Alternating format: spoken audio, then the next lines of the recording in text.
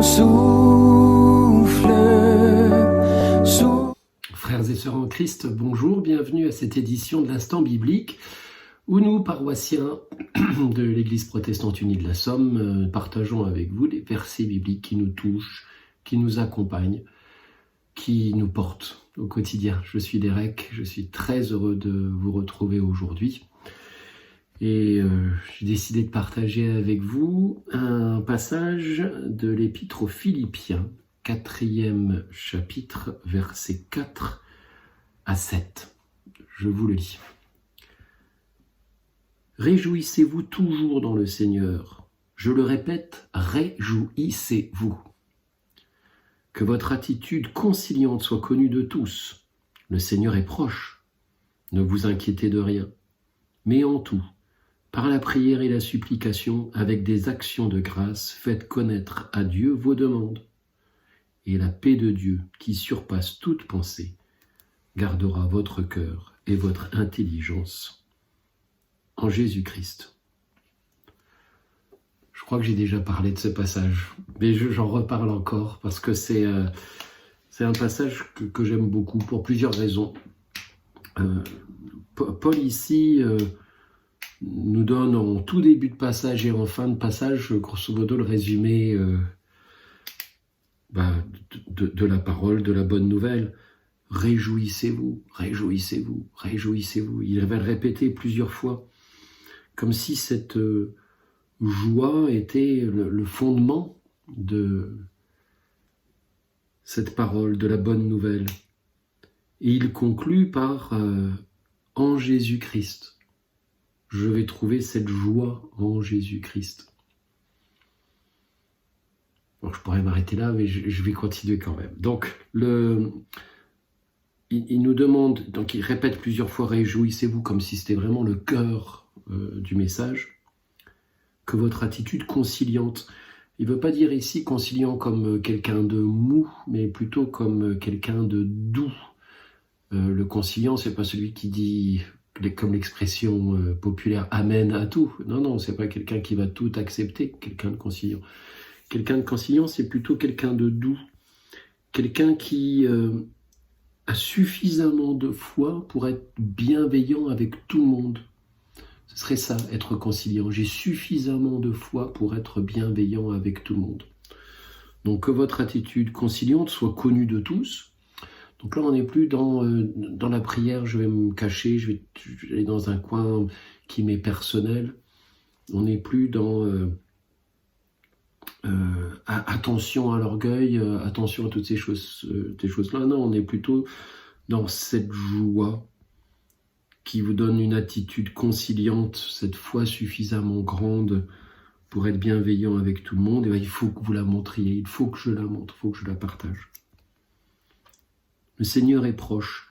J'aime bien ce terme de proche parce qu'il ne dit pas proche dans une seconde, proche à 1 millimètre, proche.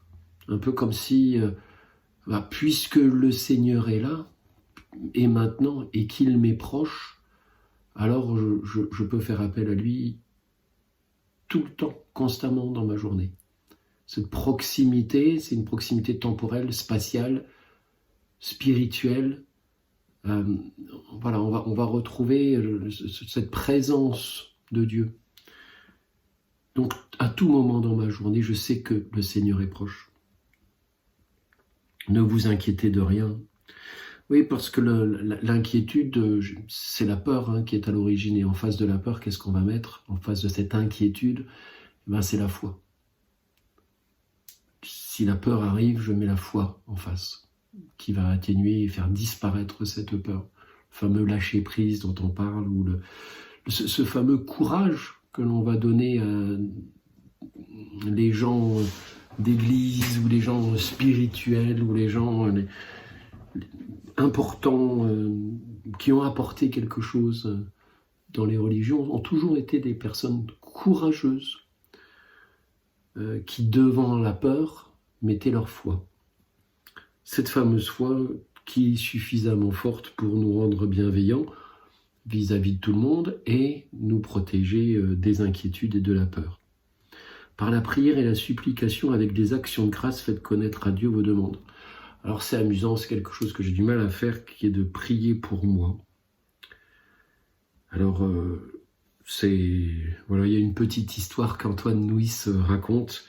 C'est un homme qui va voir un sage, il dit « J'ai du mal à prier parce que j'ai des idées étrangères qui viennent comme ça me bousculer, j'arrive pas à me concentrer dans ma prière, je ne sais pas prier, aidez-moi, ô sage. » Et puis le sage il dit « Ah bon, mais quel type d'idées vous arrive ?»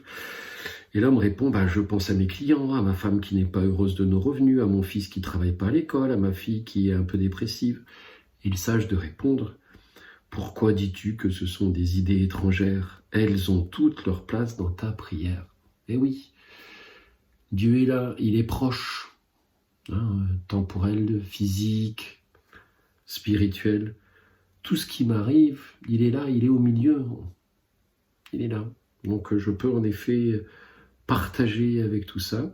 Par contre, des actions de grâce sont indispensables. Et la paix de Dieu qui surpasse toute pensée gardera votre cœur et votre intelligence en Jésus-Christ. Donc l'action de grâce est centrale à la prière. Peut-être que se réjouir, peut-être qu'être conciliant, c'est compliqué de le décider. Par contre, l'action de grâce, je la décide. C'est à moi de dire je rends grâce. Puis je reviens sur quand on est dans la grâce, quand on est dans la gratitude, on ne peut être que heureux. Donc j'aime bien ce petit texte tiré de l'Épître aux Philippiens, chapitre 4, qui me donne le sourire. Réjouissez-vous, réjouis-toi Derek, le Seigneur est proche. Et une foi suffisamment forte pour être bienveillant et conciliant avec tous. Montre cette conciliance. Fais des actions de grâce. Prie pour toi et pour tous les gens qui t'entourent et tes situations en tant que telles. Le Seigneur est proche, il est là, il les connaît. Et tout ça, en fait, gardera votre cœur et votre intelligence en Jésus-Christ. La joie en Jésus-Christ. Voilà, nous prions. Seigneur Dieu, notre Père Tout-Puissant, notre Père Céleste, merci pour ce moment de partage que tu nous as encore donné. Merci d'être aussi proche de nous. Nous savons que tu es là physiquement, temporellement, spirituellement. Tu es là avec nous. Et merci pour ta présence qui nous permet de vaincre les inquiétudes, qui nous permet de vaincre les difficultés, qui nous permet de faire l'impensable. Notre intelligence, quand elle est en toi, nous permet de dépasser des montagnes. Pardonne-nous quand les choses de ce monde nous éloignent de toi et nous font oublier ta proximité, ta présence, nous font douter même parfois tellement les choses peuvent être fortes. Et aide-nous à revenir à ces moments de prière.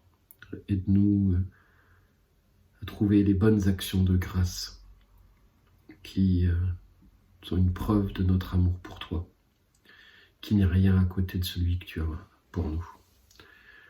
Merci encore, Seigneur. Et nous demandons tout ça au nom de ton Fils Jésus-Christ, et que ta volonté soit faite et non la nôtre. Amen. Merci beaucoup pour ce dernier instant biblique avant Noël. D'ailleurs, puisque c'est Noël, nous nous quittons avec le 32-20 au peuple fidèle. Le 32-20. Soyez bénis, excellente semaine et à très bientôt. Au revoir.